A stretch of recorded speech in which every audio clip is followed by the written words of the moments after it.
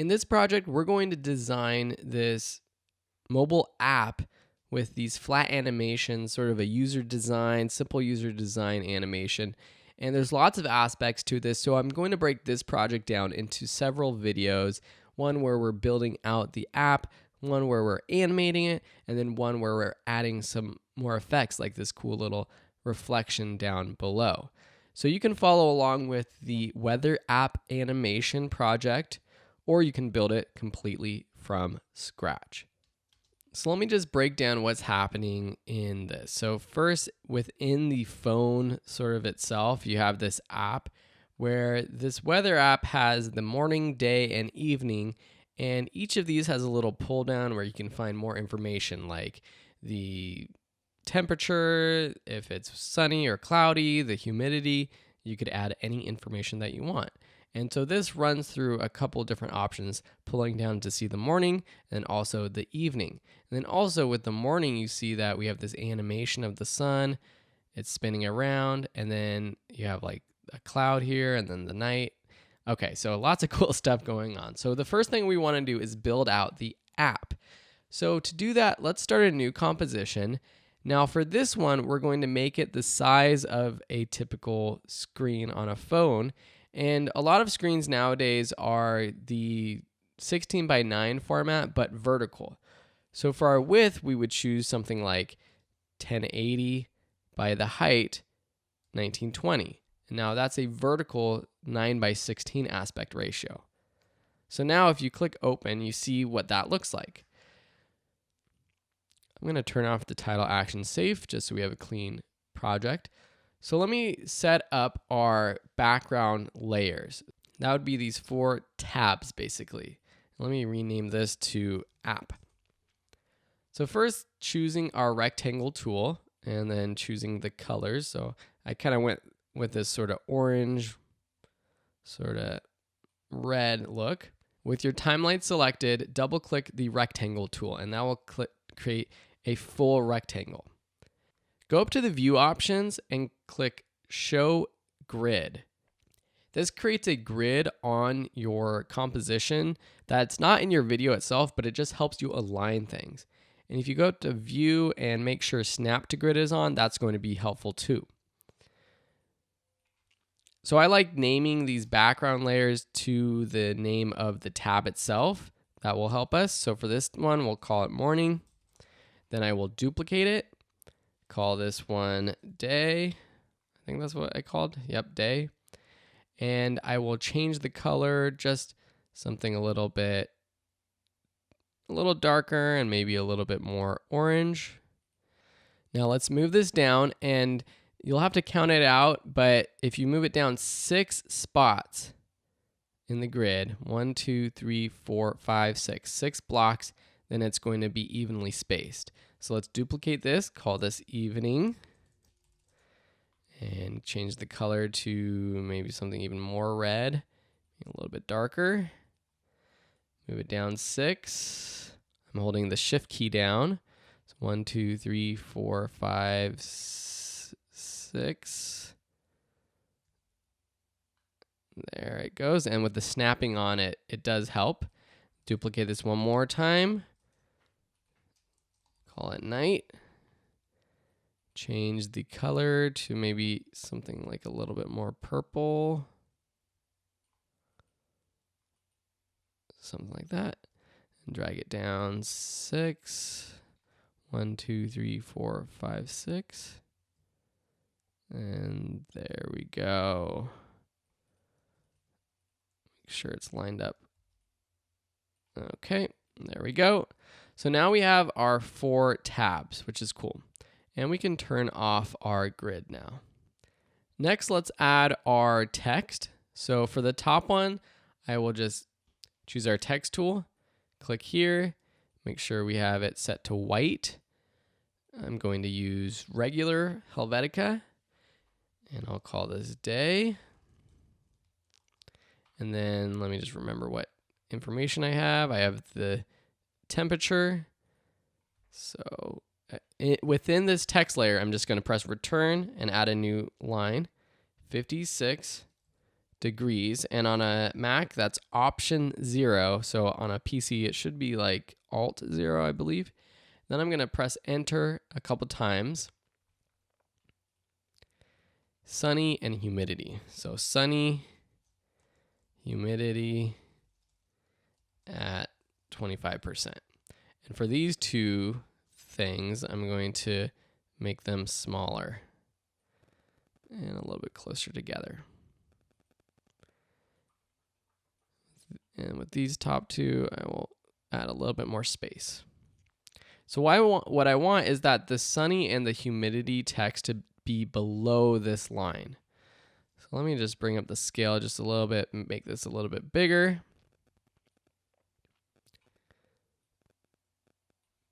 So you can do this with the sizing of the text, or you can do this with the sizing of the layer itself. So like that. So now if I put this below the morning, and this should actually say morning, what am I doing? That looks pretty good. Okay, so that looks pretty good. So now that's behind all these other tabs, except for the morning and the degrees. Let me duplicate this and put it in front of everything at first and drag it down right there. And we'll call this day. And I can make up everything from scratch. So 78 degrees, sunny, humidity, we'll put at 10%. And then put this behind our evening and night tab. Duplicate this, bring it in the front, drag it down. Evening, we'll make this 63% or 63 degrees. Cloudy, humidity at 34. Put this beneath, duplicate it one more time, bring it on top. For now, I'm just going to leave it here, change it to night. I'll do 53 or 53. Let's do 52. Clear. Humidity will be at 9. And let's just drag this down.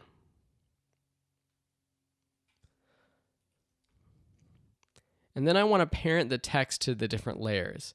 So I want the humidity text to be parented to night, the evening text to be parented to evening, the day text to be parented to day, morning to morning. So now if I bring up the position of morning, I can drag this up or down, and that works well. Now let's create the different icons. So one is going to be the sun, one is the cloud, and one is the star and the moon. So starting with the cloud, which is the easiest one because we've created this so many times, take your ellipse tool, change the fill to white, and let's just create clouds. So let's just create our little cloud.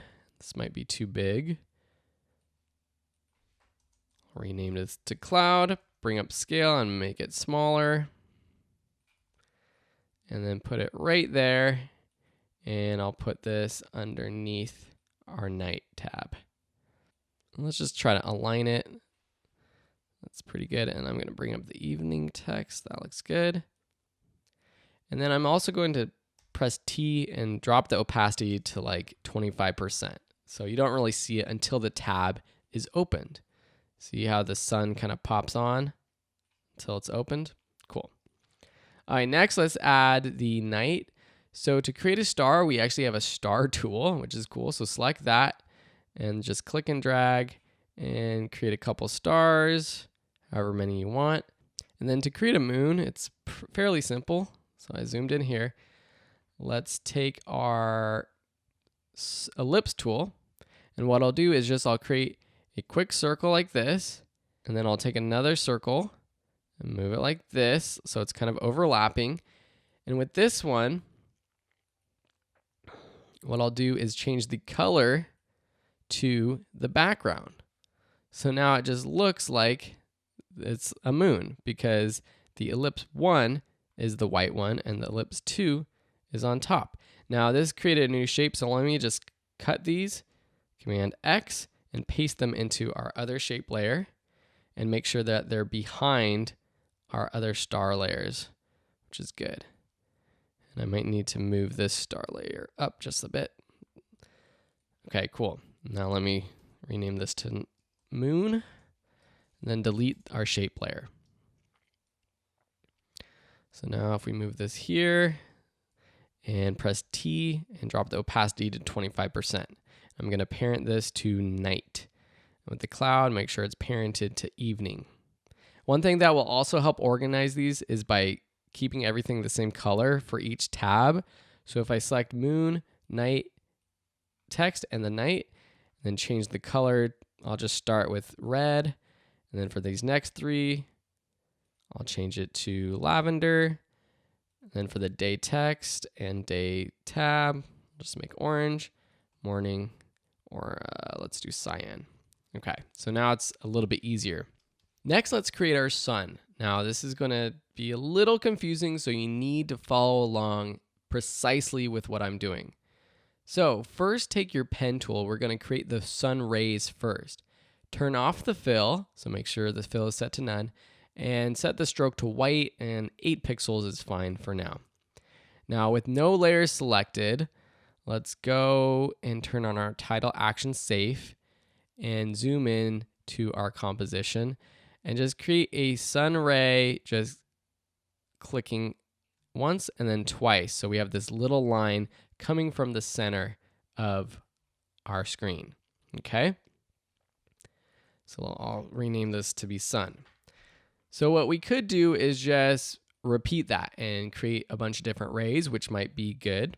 But I want to teach you how to use the repeater function, which is another tool that you can use to do all kinds of cool stuff. And one we're going to be working on in a future project too, to create fireworks. So underneath your shape layers, you have this add button that we've seen before, and there's this repeater option.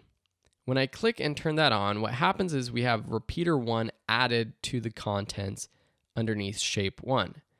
And you'll see that 2 other lines were added.